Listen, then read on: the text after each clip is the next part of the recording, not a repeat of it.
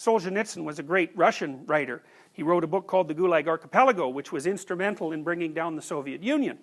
And Solzhenitsyn, like Viktor Frankl, who you'll also read, was very much convinced that the reason the horrors of the Soviet Union and of Nazi Germany and of Mao's China and various other places around the world, he was very convinced that the reason those horrors took place was because the individuals that made up those societies were inauthentic in their own use of thought and speech.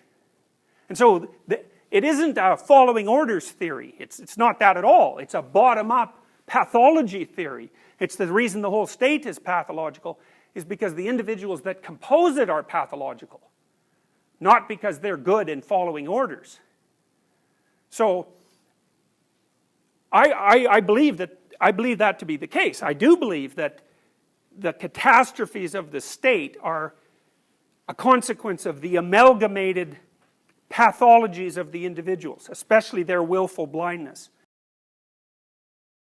That there, you know, and of course you all know this to some degree, that in the course of the development of scientific knowledge and rationality, that a contradiction between our historical moral knowledge, formulated in religious terms, and our descriptive rational knowledge emerged, conflict between science and religion.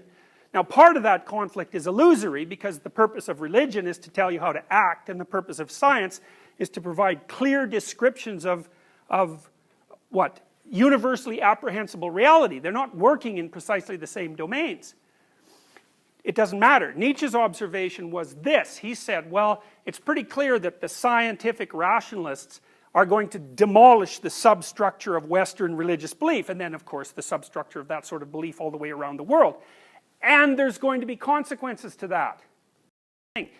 In Dostoevsky's The Possessed, he talked about description of the Russian political, economic, ideological scene, and what he saw happening was that as people moved away from their enmeshment in a historically conditioned meaning system, so that was, say, Judeo-Christianity, that they started to become susceptible to utopian, rationalist utopian ideologies. It was so out with one belief system and in with another.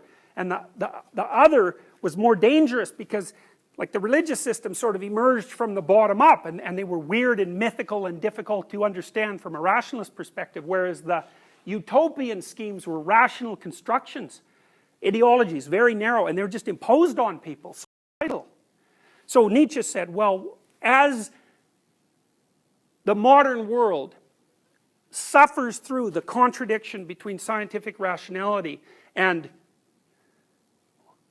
ritual religion, historically conditioned, the consequence of that is going to be that two pathologies will emerge.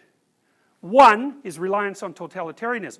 And so I would say, to the degree that any of you are ideological, then you've succumbed to the one pole of post-religious pathology.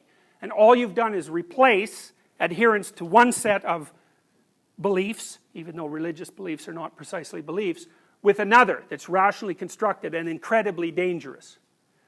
He said, well, if it isn't going to be totalitarianism, it's going to be nihilism.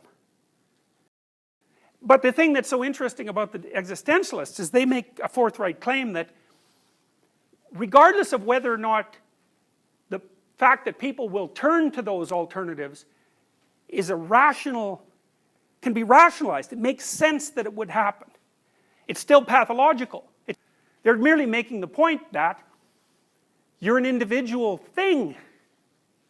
And if you've been unable to particularize your experience, and you've replaced that with adherence to some sort of arbitrary and universal call to action or representation, you're pathological. It's a form of mental illness.